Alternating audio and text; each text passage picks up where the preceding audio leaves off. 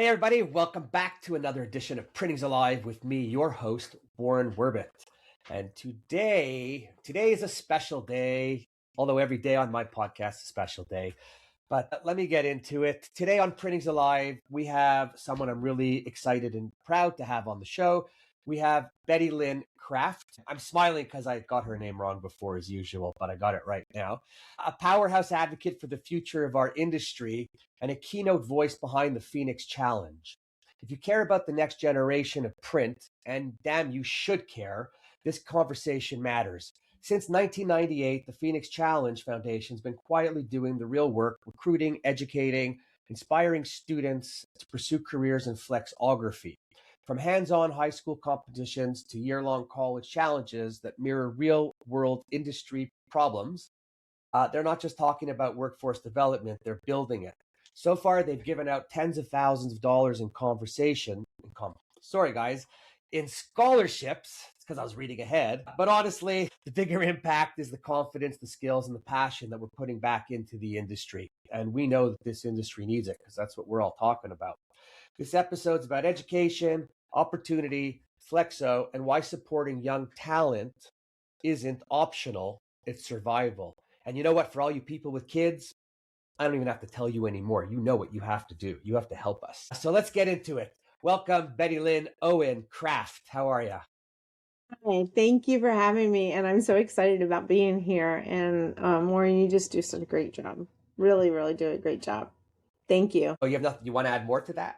Well, No, I'm kidding. But honestly, thank you. I'm really not good at receiving that stuff, but I appreciate hearing it. So thank you. All right. And we're not here for me. We're here for you. Bettylyn, before we get into the Phoenix Challenge, just what's your print story?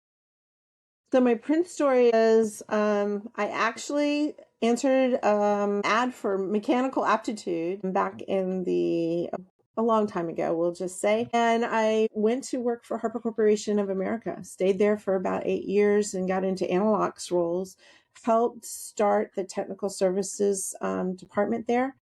Left there and went into photopolymer printing plates, water wash, with a company called Supertech Systems. It was bought and purchased by Polyfibron and then McDermott, and stayed there for until we did what we call the technology transfer.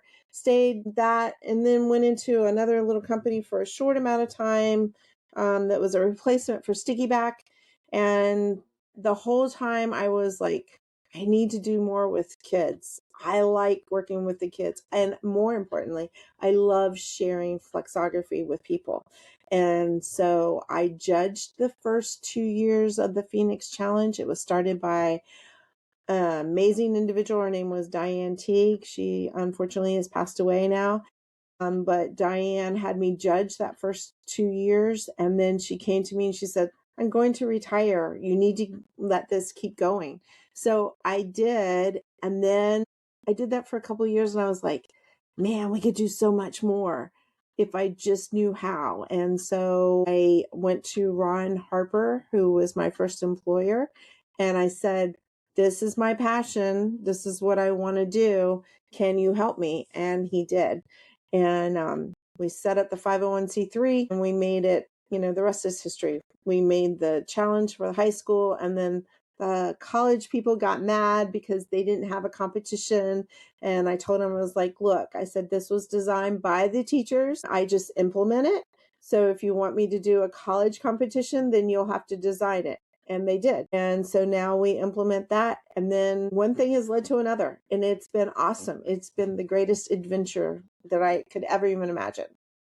It's really cool. Wow. That you know what? There's honestly people who want to help people. There's no better than that. And yeah. No, honestly, like not just our industry, anywhere, people helping people, really, that's what we're learning life's all about. Right. And yeah. I think it's great. People like you inspire me to want to do more. So thank you. I believe in paying it forward, right?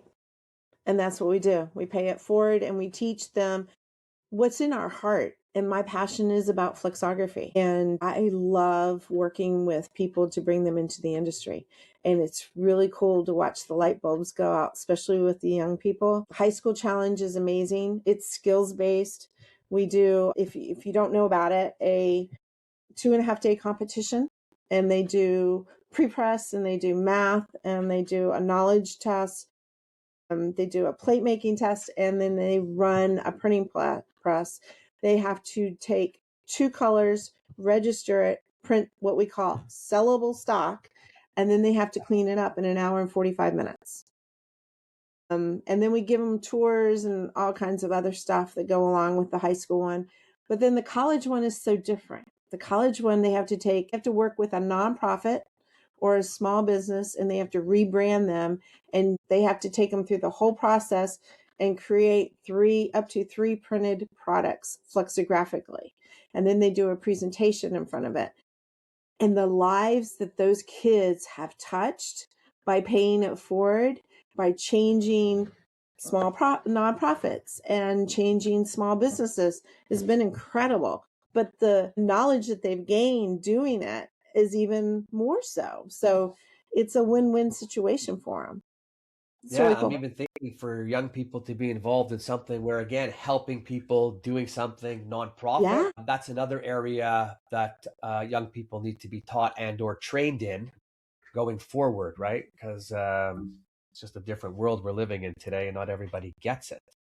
It's wow. So, what was there? Was there a moment that got you into this? Like, was there one moment that, or were you just always a kind, giving person? Oh, well, thank you for that compliment. I wanted to be a teacher when I was in college, and my dad wouldn't let me because my father was a teacher, and he was like, these kids are changing. You can't do that.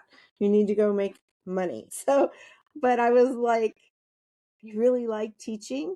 And so I just knew it was the right thing to do. But more importantly was there weren't a lot of young people coming into our industry. And we need that. We still need that More than desperately, ever. More than ever. more than ever. And the only way I know to do that is one student at a time. And we have to work with each individual as much as we can. And what I tell people all the time is if you want to have a new workforce and you want to bring them into your area, then you must reach out. They're not just going to magically come to you. You've got to reach out, and you've got to give of yourself too. But that's so hard for people. They don't understand that. And I don't get that, I don't understand that at all, at all, at all. No. When the Phoenix Challenge was started, or back in 1998, what were they trying to solve then? So then what they were trying to do was they wanted students to compete against other students in flexography. And there were no competitions for that. And so that's what Diane wanted to do. That was her goal.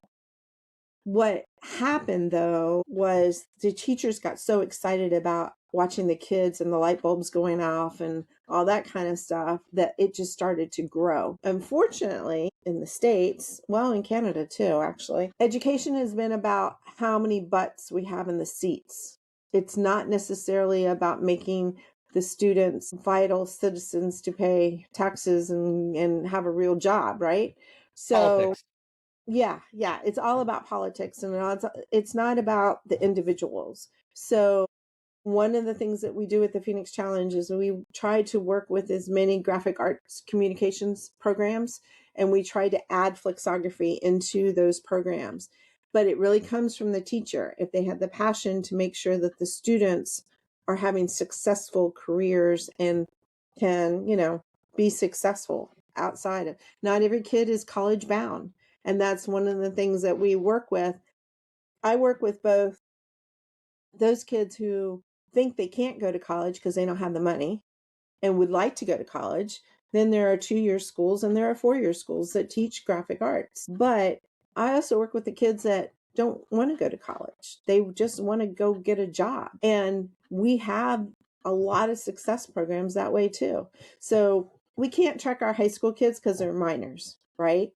But when they get to be adults, a lot of them will come back to me and talk to me. But I tell our kids all the time, learn the process, dream the job, and go after whatever is in your heart that you want to do.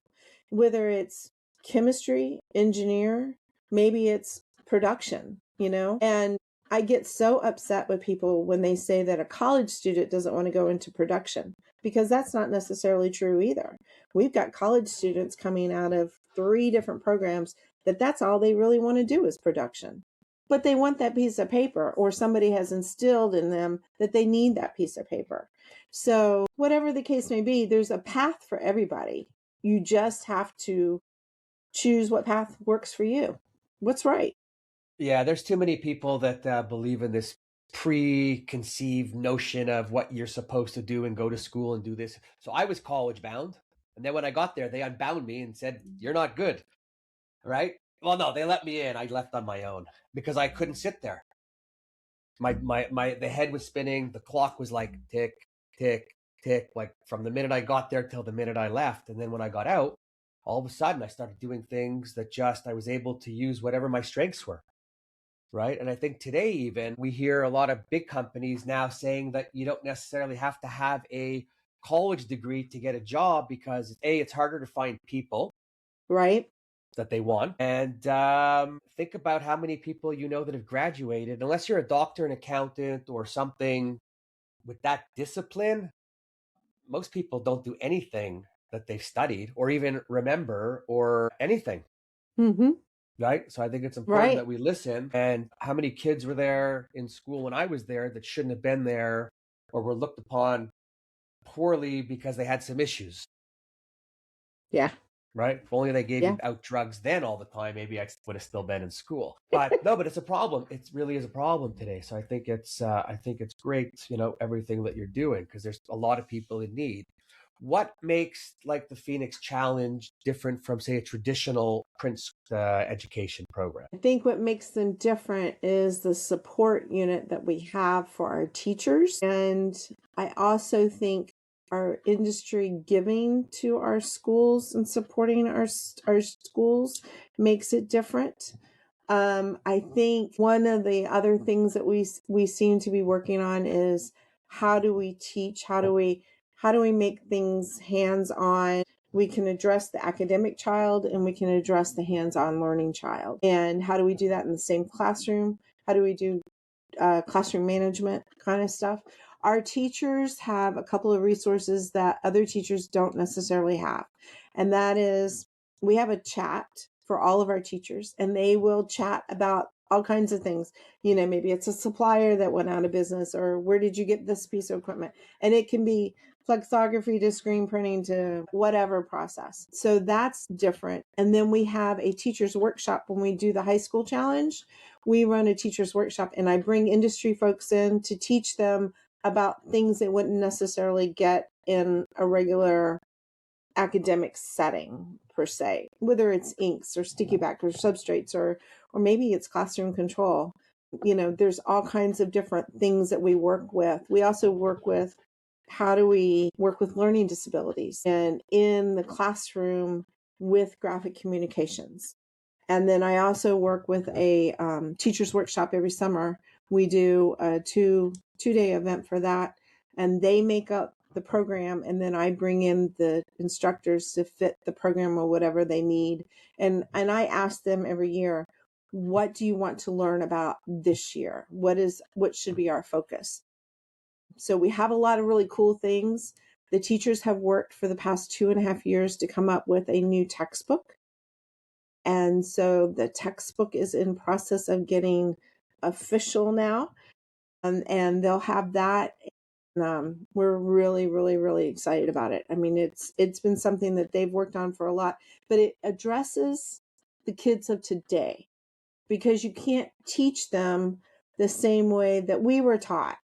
They learn in a totally different way. So you have to constantly be evolving and incorporating technology into it and making it fun, you know? Yeah, for sure. I mean, one difference is it's high school, they're allowed to bring cheat sheets into their exams now, where when we went to school, they didn't have cheat sheets and you have to like write on your arm and your lower lip and your hand. So, yeah, it's definitely a different way of teaching. But no, all kidding aside, though, I think it's great. It's great. I think it's great that you have the teacher so involved that, and we all know the teachers don't have enough time. They're underpaid, they're undervalued, but teachers who love are, great Yeah. teachers. Well, and it's really cool to watch our chat, because usually it's after hours. It's on the weekends, and people are exchanging information and ideas, because the one thing I've noticed about at least our teachers is that they're all very enthusiastic about their students and about their classrooms. And we're constantly trying to get the industry involved in their classrooms, because that's important. One of the biggest issues that we have is that we're fighting to keep our programs open, right? Because it's about how many butts are in a seat, and they get paid off of how many kids are in those seats. But over the last year, we closed down 2 community college programs. And their problem was, they said there was no need, there was no jobs. And I was like, what? Are you serious? They were so disconnected, because industry doesn't speak out loud enough to the administration in the academic world to say, we need these people, you know? And that's one of the biggest problems that we have in the print industry across the board, no matter what process, is we're not speaking loud enough to our academic school people. Okay, so this is where I kind of go sideways and I have to throw out the paper that I had everything kind of lined up with. So when you talk like that, when you say across the industry, do you speak to other industry associations that I guess are also taking on the challenge of trying to get more into the education system? Yeah. Well, and like I said, the converters, it's mostly converters. They're the ones that need to be screaming loud that we need these types of students in their facilities. And we don't necessarily have that right now. I am working right now with 3 different converters that have multiple locations across the world, actually. And so we're working on creating of kids. So which that means is, if we have a location, and I'm just going to use St. Louis as an instance, okay? I'm working on a project in St. Louis. So we have probably 6 or 7 converters in that area. They all need people. They need workforce.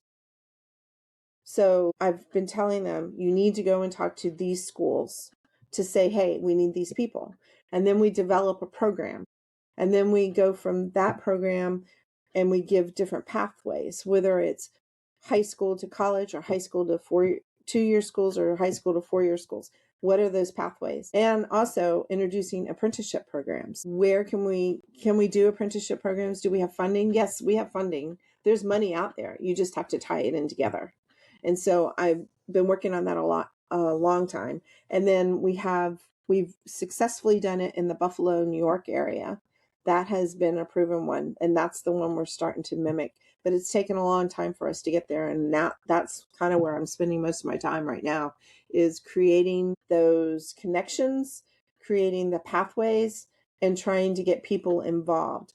But what I've noticed is that people will scream for workforce. They'll say they want workforce, but they don't want to do anything about it. They want someone else to do it. And that's hard. Is there anybody you want to call out for doing that? Oh, I don't want to point fingers. They know who they are.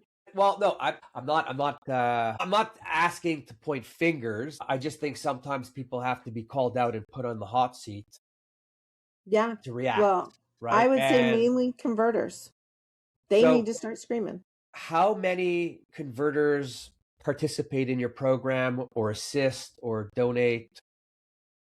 We have actively right now 4 major converters. Oh, sorry, how many? 4. 4, like 1, 2, 3, 4? 4 out of thousands and thousands and thousands? Yeah. Okay, so let's do this. Would you be so kind as to tell us who your 4 great supporters are? Well, I would say, when I think about it out loud, put me on the spot here. J.R. Cole Industries is a big big supporter.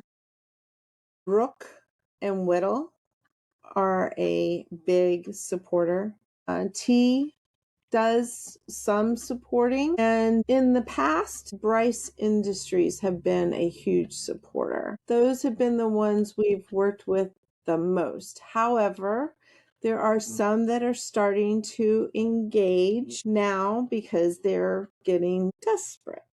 Like who? Only to give them credit for forget that they're late to the game. They're coming to the game. No, seriously, they're coming to the game and they should be given credit, Yeah, well, we right? have CCL is engaging, By the way, which I is should hope so, being the largest label company in the world. they're engaging at different locations, Even better. Great. and not necessarily as a corporation. De-imaging has also been a supporter in and out. So yeah, I mean, there's some others that are thinking about it and wanting us to start engaging with them, which is good. I mean, but it just takes time, you know. I will say I give a big shout out to Hub Label. Although they don't work a whole lot with the Phoenix Challenge, they do a lot with outreach for apprenticeship programs. They do an outstanding job. So we do have some industry folks that are doing things on their own and not through the Phoenix Challenge. Okay, well, listen, anyone you know doing anything on their own who are doing something, feel free to call them out. I'm saying feel free to call anyone out and give them a kudo, right? Well, And I sorry, if have we to do, say yeah, go ahead. our suppliers are probably the biggest ones that give us a lot of That was my support. next thing. Tell me about the suppliers by name. Well, the suppliers that come to mind first of all would be Anderson and Vreeland. And of course, Harper Corporation of America, and we couldn't do things without them. Detweiler, ALC, Mark Andy. I mean, we just have all kinds of awesome suppliers that have really helped us over the years, and we couldn't do it without them. I mean, I would say that Anderson and Vreeland, they donate printing or plate makers to all the schools. Wow. And that's a big, big, big, big thing. All of our schools have Mark Andy presses in them. Made in And they, America. yeah, so that's really helped out a lot. But we have smaller companies that have helped, Eaglewood. We've had some support from companies like DuPont, but it's been, you know, hit and miss and small. Has done a few things here and there. So it's a hit and miss thing with different suppliers. And Gray Mills. I would say Gray Mills is a big one too. I don't know if you know them or not, but they're huge. I do not know them. But Yeah, they no, do that's ink pumps and all kinds of stuff like that. so if we get back to the converters for a moment, when you call a converter and you ask them for their help, and their help may be time, a person getting involved, or money, what's the response? Like, what kind of response do you get from them? Just depends. Like, I have now started turning it over to the local schools to reach out to their network of people, and they will have people that help them. I try really hard to connect the converters in an area around a school because I feel like they are hands on. And it could be as stupid as like they just need a maintenance issue. They don't know why this bearing might be turning, or maybe there's a switch out. So they just need somebody to come over and just help them figure it out so they can order the parts and get it, you know, fixed. And I think though, a lot of times that you will hear they're afraid that it's more than that. They need to give money and it's all about money. But most of the time it's not about money. Most of the time it's about volunteering their time or Well, effort. that's an excuse. Why is it an excuse? Because if you get involved with someone or an organization and you say, I'm going to give you X, you're not giving any more. Yeah. Well, oh, and I did forget one converter that's been a big, big, big player is TapeCon. TapeCon in Buffalo. They've been huge. They've been huge in that area. There's a gentleman there by the name of Steve Davis that I would just shout to the moon and back. He has just gone beyond trying to help with workforce development. He's really good at that. Shame on any converter who doesn't take your call and listen and at least speak to you to hear what it's about. A bigger shame if they don't do something, because the truth is our industry, print is print, and I don't care what you put under the roof, right? Flex of large format, commercial, whatever. It doesn't make a difference. We're hurting because it is an older industry. And if we don't take advantage of situations like yours, it's just going to take longer. I mean, I've said it before. I'll just say it again because you might play this video for a podcast for others. When I had my shop, I connected with the local school, and once, twice a year, I would have the students, they would bring the graduating class into the facility, break them into 3 teams. I would take one team, 2 other people would take the others, walk them around, walk them on the plank through every department. And at the end, you have some coffee, donuts, tea, whatever, you get them in the room and you give them your corporate brochure to take home. I gave it to them to give to their parents, actually, in case any of them have print. No, but talking to them, I'm meeting them first. When they graduate, I want their CV first. Right? You have a great opportunity with a lot of these people that are coming into trade schools. They're, I can't think of the word right now, but they're committed and they've given an obligation to wherever they're going to do what has to be done. So they're not leaving so fast, right? Everyone has these fears of people leaving, but you got to do it.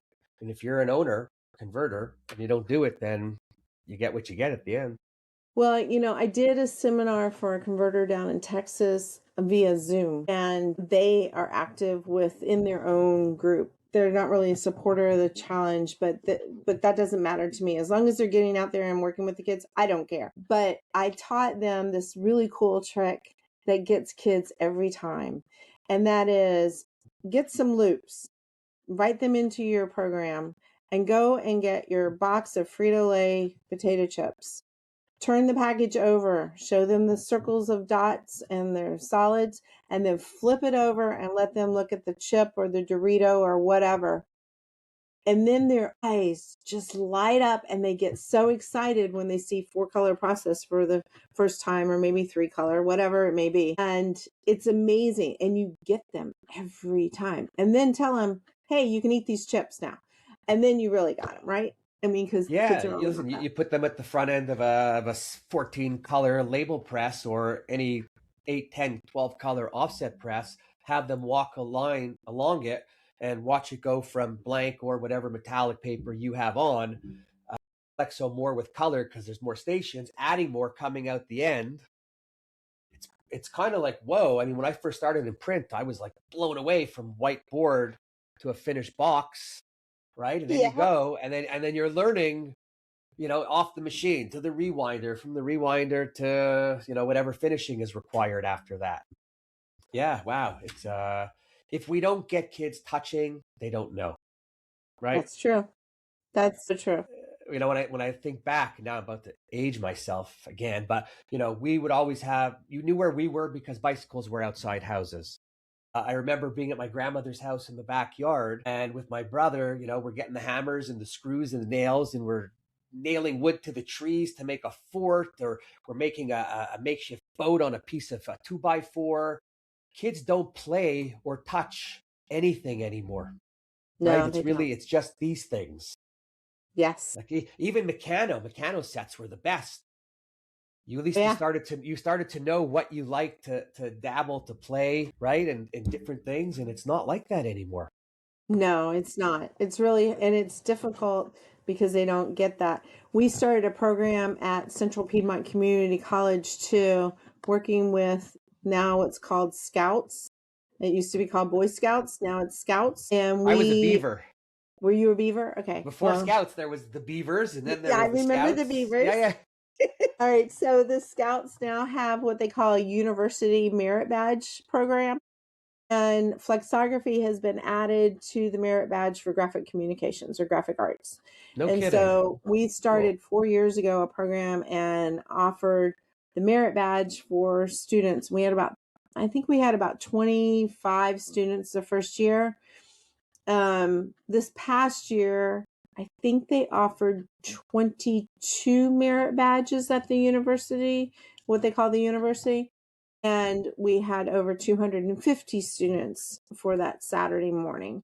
And in graphic communications, we had about 40 students. That's about the max that we can handle for the morning. And we put them in different stations, and they had to make a business card and they had to cut that. But we also did flexography and we did screen printing, and we introduced them to print electronics, and we introduced them into color matching. And so it was really, really an awesome experience. And we are trying to get that program out across just to introduce more kids to it and do the merit badges. We do know that there are several other programs that are trying to do something like that, but they don't necessarily touch into all the different processes. So that's what we're working on right now. So it's a really cool thing. No, very good. Two things. How do the kids react when they get a merit badge? Oh my God, they're so excited.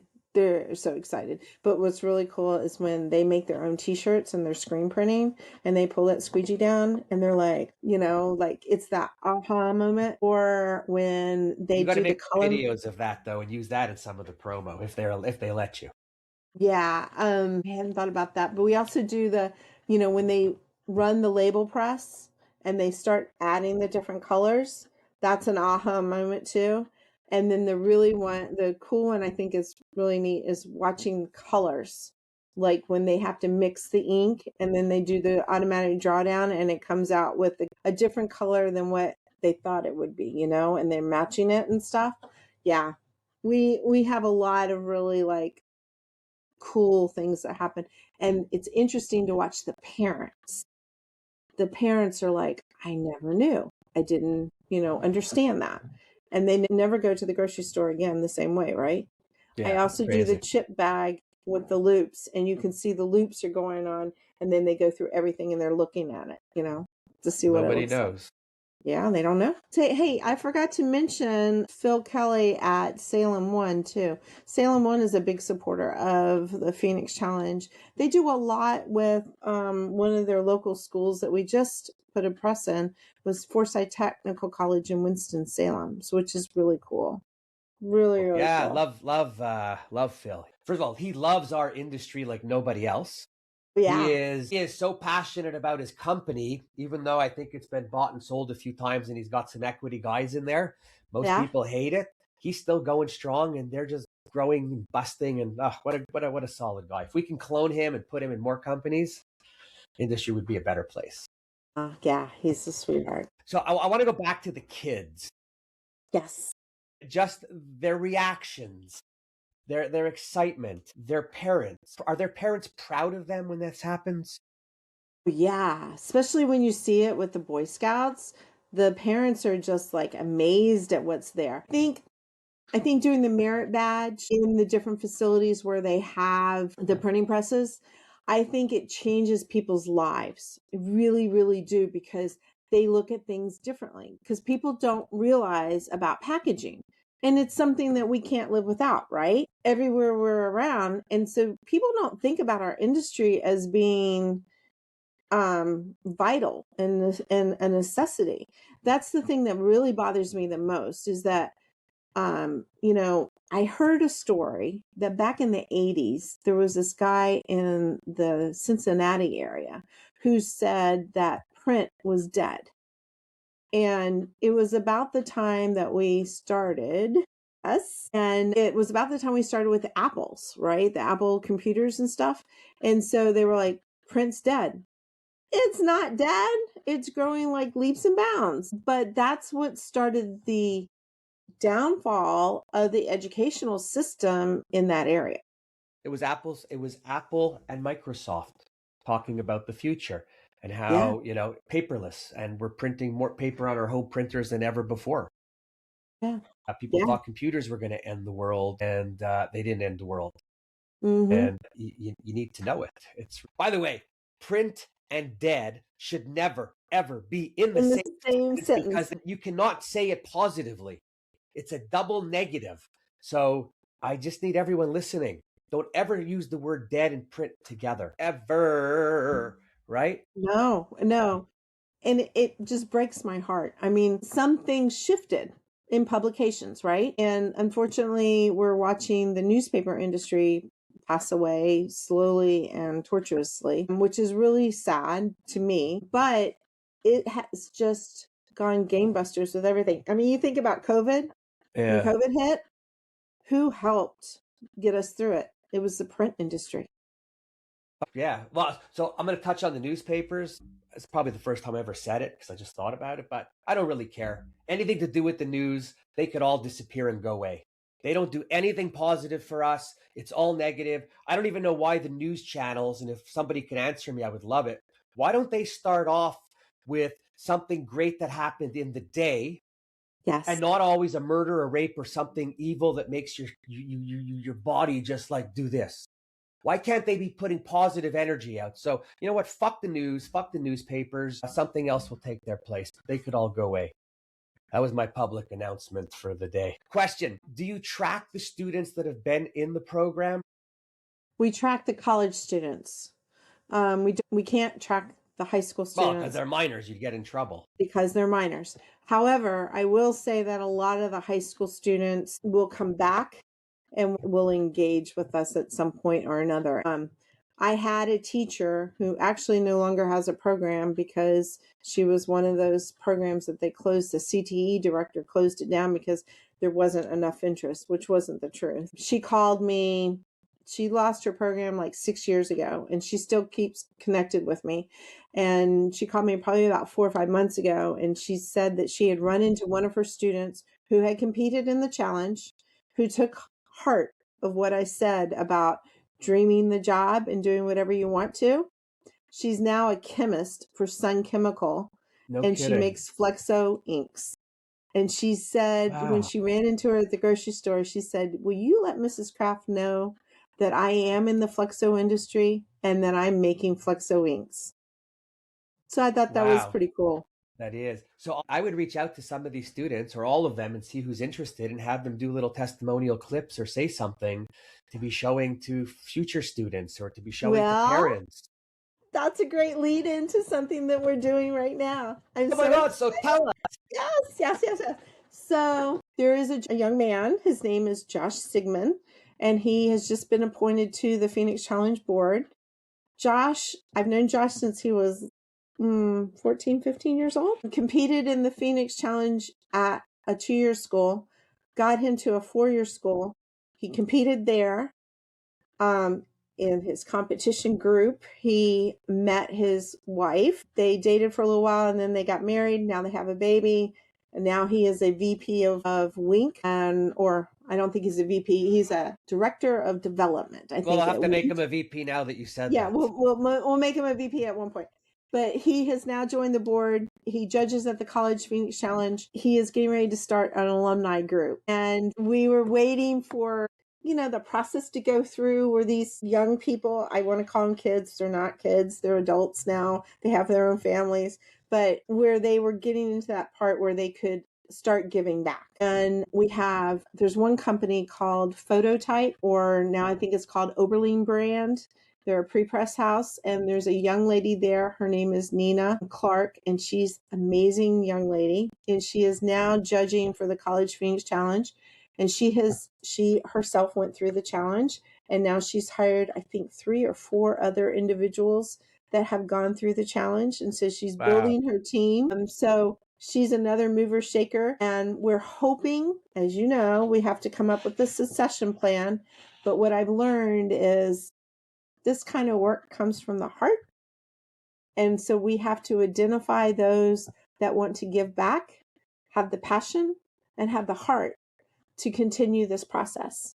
And so as the rest of us start getting into our upper years, then we're trying to find our passionate people to take our places eventually. And that's kind of what we're doing now. So it's really cool. But the alumni group is so active.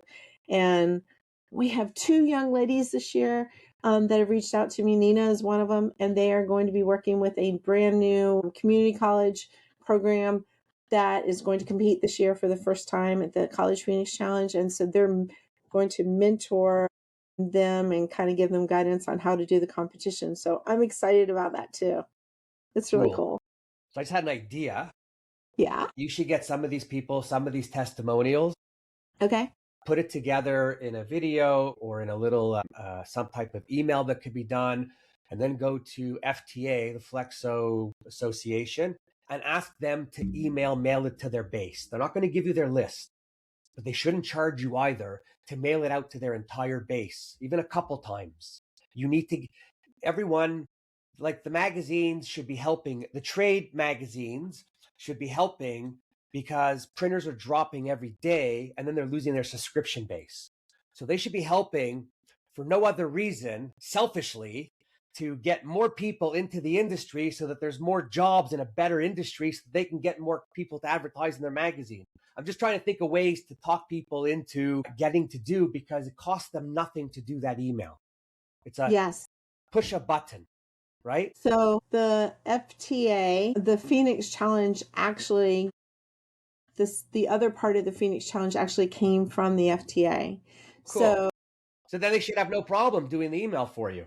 And they do help us and do publications. I will say that our magazines, like, what is it? Label and Narrow Web and Package. I'm not real good with the names of magazines, but Package Printing, I believe, is the other one. They do run the articles that we give them on news releases and stuff like that. But the Flexo in Education program that was given to the FTA back in the I want to say 98, 99 arena, is actually what the Phoenix Challenge took over as far as the communications for the colleges and the high schools for them.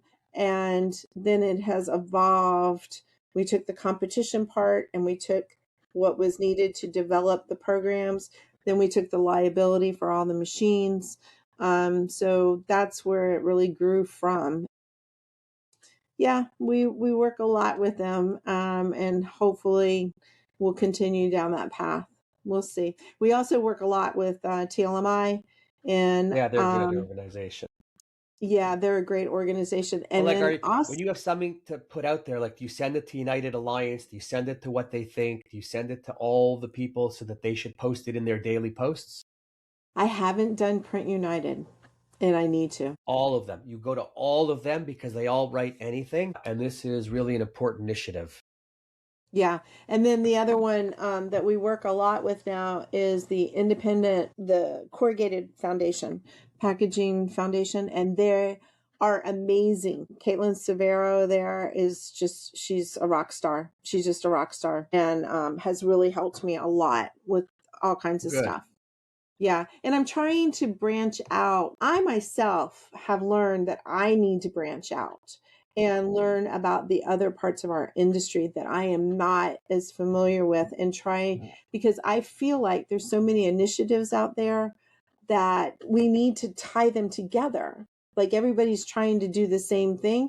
And I feel like if we could just tie our resources together, we would make a greater impact. One of the things that I struggle with, and I'm not sure how to go about it, but we tend to talk to our own people. And we really need to get out of that box and talk to everybody, letting them know about print. Well, this is the crazy thing. This is the crazy thing. And I hear you, because it's a lot of people have that. But with everything that our industry does, we're in contact with everybody on the outside of our industry. So if it's not you, you probably know 10, 15, or 1,000 people who know other people, and you might just have to reach out to some other people. And if anyone's listening and you think that you have a good idea or someone to contact, then, reach out to Bettylyn. Yes, you please. Don't have to be afraid. She doesn't bite. Promise me. Right? No, but it's not. A lot of people have ideas. A lot of people want to do things. Then the phone rings, or they have to do something else, and they forget to come back to it. So some people just need a little bit of a push and a reminder.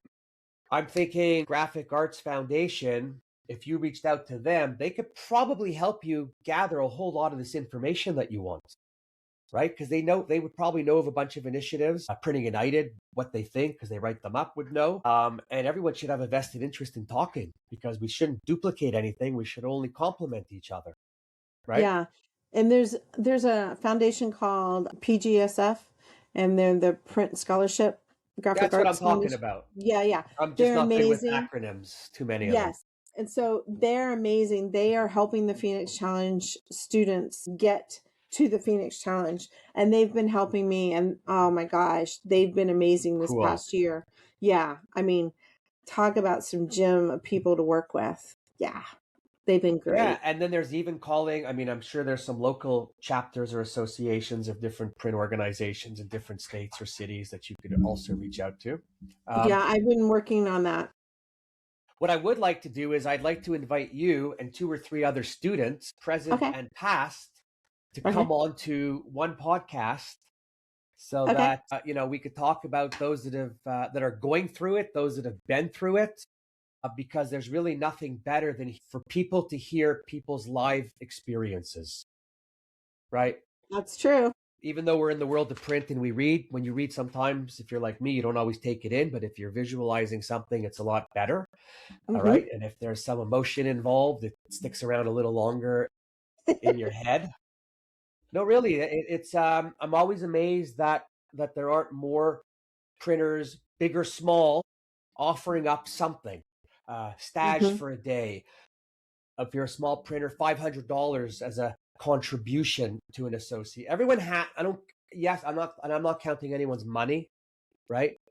But everybody in business could find $500 or $1,000. If you're a $20 million business, you could find $2,000 to $5,000. If you're whatever, I won't go up and down. But there's just, or some time, or ask companies could ask their people to participate. I'm sure in every company there's people that love kids, love what they do, and would love to help. Maybe people Yeah. in some of the bigger companies, maybe there's some programs you can come up with for some of the companies that have 500, 600 people plus for the employees' children. That's a good idea. I was talking to a friend whose son is following in his footsteps and went in working as a pressman, and both of them are super excited. And the dad is a super awesome guy. So, our kids, we don't think they always listen to us, but in a lot of cases, they don't They do. pretend to be listening, but they are listening, right? So there's so many ways for engagement. And then maybe it gives the parents an opportunity to engage with their kids, trying to figure out a way to. Mm-hmm. That's a good idea. That's a really good Uh, idea. what do I know? Just if you put enough stuff out there, something sticks, something appeals to everyone at some point. Yeah, yeah, that's a really good idea. We will work on that. I'm really excited this year is we've had some changes. Jay Cable, who used to work for the FTA, who was their business development person for years, I'm probably, I don't know, 20 plus years. He is now retired from there, and he came to me right away and he's like, I want to help the Phoenix Challenge. So he is taking that initiative and trying to develop those relationships for the Phoenix Challenge that I'm only one person, so I can only do so much. So now we're starting to really engage with other people. And one of the things I want to let everybody know is every dime that's donated that goes to the kids. Everything that we do goes to the kids. We have no staff. Everybody is all volunteer basis, which is really, really, really cool. But I tried to make a difference. And one of the things that we do that used to be paid for by the industry through the FTA is no longer paid through that way, is we have to move presses from one place to another.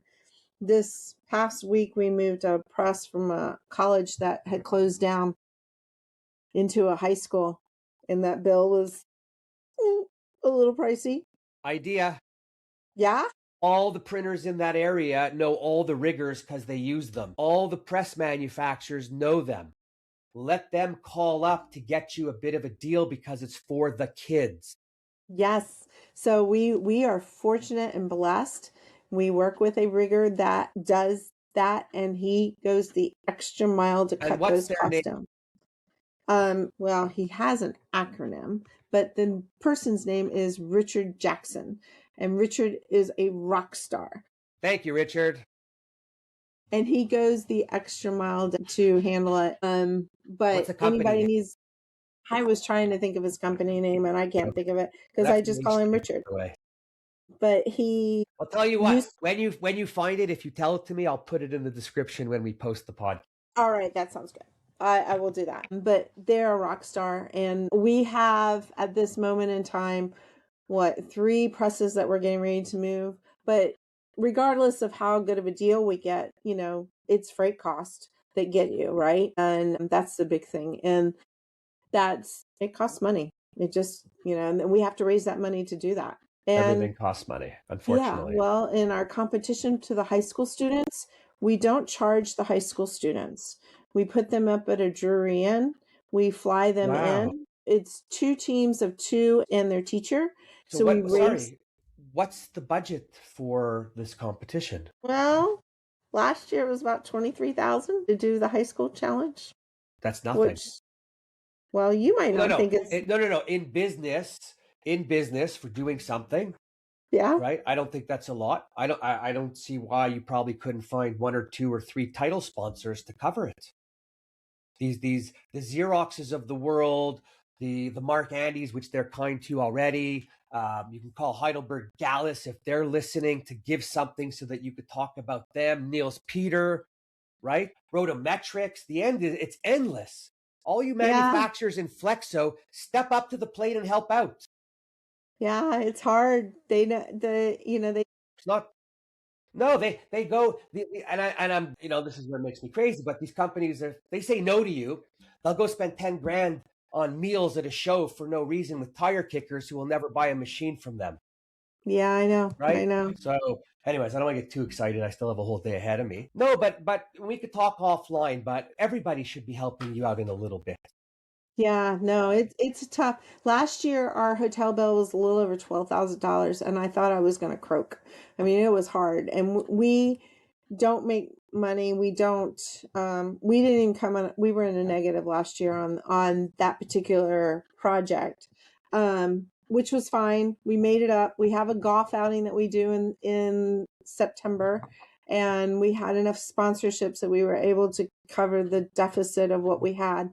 And, it is what it is. The one thing you'll find about me with the teachers and the industry is if they ask me for something, I never say no. I always say, we'll figure it out. And I always figure it out some way, somehow. And we have an amazing group of volunteers from all across our industry that really help me make things happen. Financial part, it's a little tougher.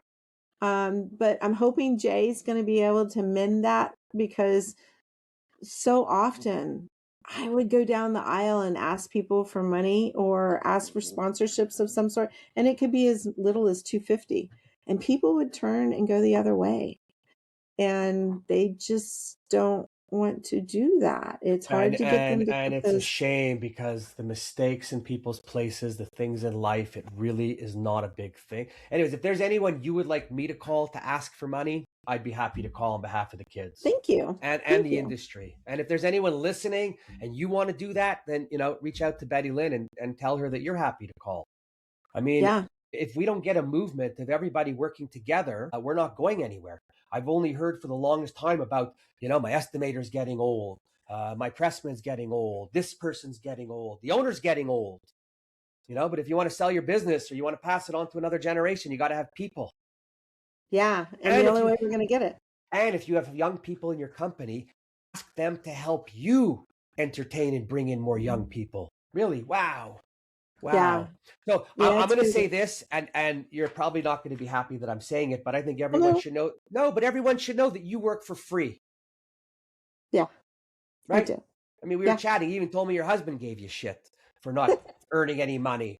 I mean, we're talking to a person here, and we're going to end the show on this note. I'm talking to a person I feel could not be more dedicated to never mind our industry, but to watching the kids make something of themselves, to be something, to do something. The way you talk. I mean, I have my own 2 kids and I was happy to drop them off at school for the day. And I mean, I guess I was very happy and proud of the teacher who would sit with 30 kids that weren't hers. Got to get your head checked if you're asking me.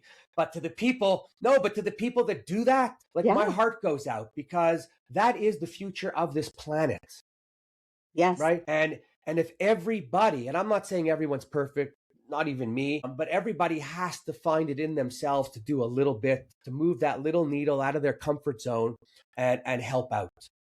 And Yeah. and if it's not money, give some time, donate a product, a service, something. There are so many places all around, and Bettylyn could help you. So Thank you. I'm going to end it on that one because I'm really I'm juiced, and anything else I don't want to get mean or get nasty on those that don't. But any final words that you'd like to put in? No, I think that our industry needs people. And I think that we need to work with the young people as much as we can. We have an amazing group of sponsors, and I appreciate every one of them. I might not have mentioned everybody's name, but they know who they are, and I love them all. I wish we could get more people to engage. I'm hoping that this will help people engage. And if you need help, if you have a converter that needs a workforce pipeline, call me. That's what I'm here for. I love working with young people and students and working with CTE directors, and that's what I do. You're right. I don't get paid. I get $1,000 a month, which pays for multiple things like internet, telephone. You're like a teacher. If you're using your own money to raise our kids. That's what I do. But you know what? I can tell you that we've put in several hundred people into our industry.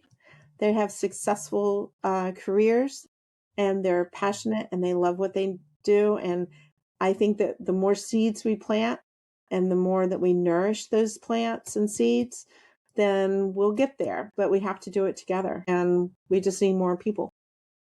Yeah, that's it. One other thought. You got to call out some of the equity funds that buy some of the companies in our industry. Yeah. I mean, at the company level, sometimes they're not allowed to give money because the equity groups are watching their spend. But call the equity groups and see if they would fund our industry, since they're in it and they're trying to make money off of us. Just an idea. That's a good idea. All right. I'll try it. Brain's always going. Anyways, we're going to end it on, Thank you. On that. I'm just going to thank you again just for being you, for everything that you do. Our kids are priceless. And although we don't think about it all the time, anyone who's willing to help them, everyone who's willing to help them, just wow. Like, you've been put on this planet for a reason, and you're doing a great job. Thank you so much. Pleasure. To the rest of you, get off your ass and do something. Give her a call and help her. Okay? Or help somebody in the industry. I'm getting tired of hearing all the people how bad our industry is, but no one's picking up a finger to do anything. So make it happen. Other than that, I'm so happy that you listened to the podcast. I hope you walk away with some information that you didn't know before. And keep listening. And let me know if there's anything else you guys would like to hear about. Bettylyn, thank you again. To everyone else, later. Thank you.